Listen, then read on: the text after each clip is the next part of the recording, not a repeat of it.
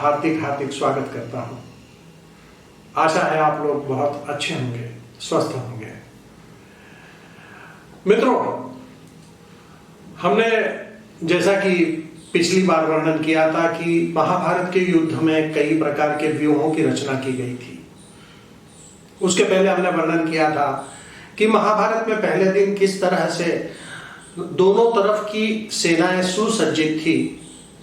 लेकिन इन तमाम बातों में एक प्रश्न बार बार यह पूछा जाता है कि चक्रव्यूह का क्या महत्व था, चक्रव्यूह को भंग करना क्यों आवश्यक था। पड़ा रहता चक्रव्यूह अपने स्थान पर तो क्या फर्क पड़ता था। आखिर चक्रव्यूह किसी का क्या बिगाड़ रहा था, अपने एरिया में वो गोल गोल घूमता रहता, उसे भंग करना क्या आवश्यक था।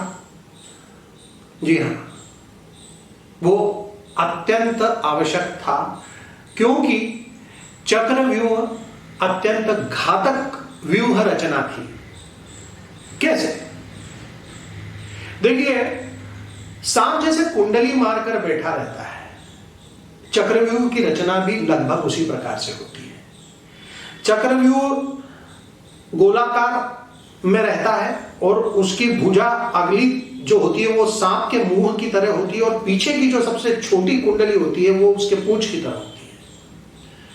उसकी एक भुजा में 2 लेयर्स होती हैं। आगे फ्रंट में जो है वो सारे रथी होते हैं, पीछे भी रथी होते हैं, और अश्वारोही होते हैं, पदाती होते हैं। और वो सर्प जो होता है वो दुश्मन की सेना में घुसता चला जाता है गोलाकार रूप में। वो कई एकड़ों में फैला होता है, आप उसे छोटा मोटा चक्रव्यूह मत समझिएगा। वो क्षेत्र में बहुत विशाल होता है, उसमें सहस्त्रों योद्धा भाग लेते हैं, और वो सर्प ऐसी 2 लेयर में प्रवेश करता है शत्रु की सेना में, और शत्रु की सेना के सैनिकों को वो अपने अंदर समेटता जाता है। यानी सामने के योद्धा जो है वो आने वाले शत्रुओं को रोकते हैं, और जो अंदर आते हैं वो उसकी मारकाट मचाते चले जाते हैं, और वो सर्प फैलता फैलता अंदर तक पूरी सेना को नष्ट करता चला जाता है। ये इतना घातक था। चक्रव्यूह के अंदर प्रवेश करना, उसे छिन्न भिन्न करना, उसे तीतर बीतर करना, और उसके बाद उससे बाहर निकालना, ये कला चंद योद्धाओं को ही आती थी। जैसे भीष्म पितामह, द्रोणाचार्य, अश्वत्थामा, भगवान श्री कृष्ण स्वयं, अर्जुन और अभिमन्यु। भगवान श्री कृष्ण तो युद्ध करने वाले नहीं थे, अर्जुन दूसरे स्थान पर युद्ध कर रहे थे, और भीष्म पितामह द्रोणाचार्य ने तो स्वयं चक्रव्यूह की रचना की थी। तो हालांकि भीष्म पितामह तो 13वें दिन की बात है चक्रव्यूह की, तो वे तो शरशैया पर थे। द्रोणाचार्य ने चक्रव्यूह की रचना की थी, और द्रोणाचार्य अत्यंत बुद्धिमान सेनापति थे, अत्यंत चाणाक्ष बुद्धि के सेनापति थे। वे जानते थे कि पांडवों को किस तरह से घेरना, और इसीलिए उन्होंने इस व्यूह की रचना की थी। इसमें सबसे आगे जयद्रथ अपनी सेना के साथ थे, और उन्होंने पूरे दल बल के साथ पांडवों को रोक के रखा था। अर्जुन कहीं और उलझे हुए थे, इसलिए इसके अंदर प्रवेश नहीं कर सकते थे। अतः अभिमन्यु ने यह बीड़ा उठाया। उसने युधिष्ठिर से कहा कि तात, मैं इसमें प्रवेश करूंगा, लेकिन उसे बाहर निकलना नहीं आता। यह युधिष्ठिर भी जानते थे। तो युधिष्ठिर ने ये योजना बनाई कि हम पांडव जो है, युधिष्ठिर, भीम, नकुल, सहदेव, हम लोग तुम्हारे पीछे पीछे चक्रव्यूह के अंदर प्रवेश करेंगे और तुम्हें सुरक्षा देंगे और तुम्हें बाहर निकाल लेंगे। लेकिन ऐसा हो न सका। अभिमन्यु को चक्रव्यूह से बाहर निकलना नहीं आता था। इसकी भी बड़ी रोचक कथा है जो आप सभी को मालूम होगी, फिर भी मैं आपके साथ शेयर करता हूं।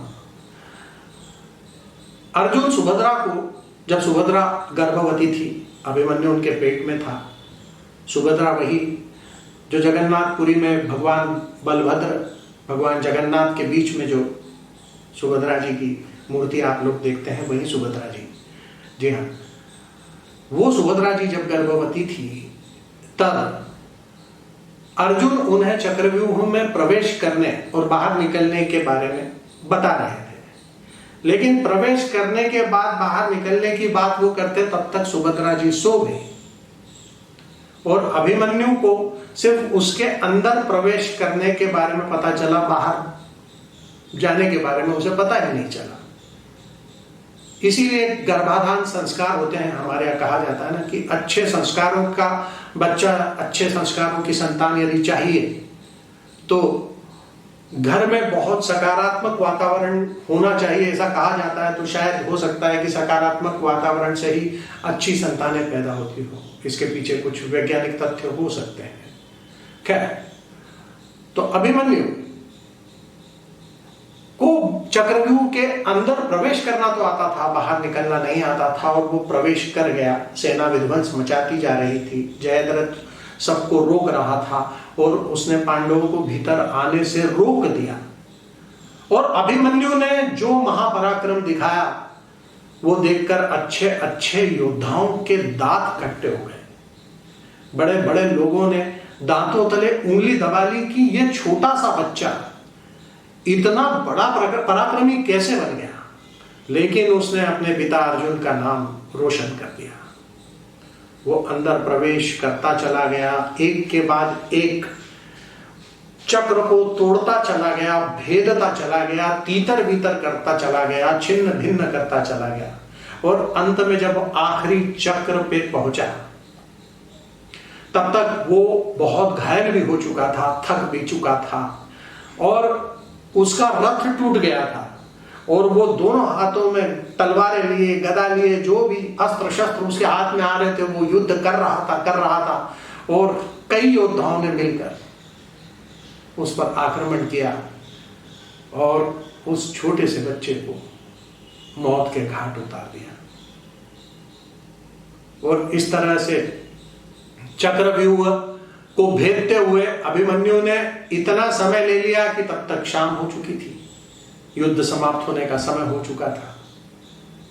और उसी के साथ सूर्यास्त के साथ अभिमन्यु का भी अस्त हो गया था। नमस्कार, इंडियन न्यूज अड्डा में चक्रव्यूह के बारे में जो जानकारी हमें प्राप्त थी, जैसी प्राप्त थी, वो हमने आपके साथ शेयर की। आशा है आपको अच्छी लगी होगी।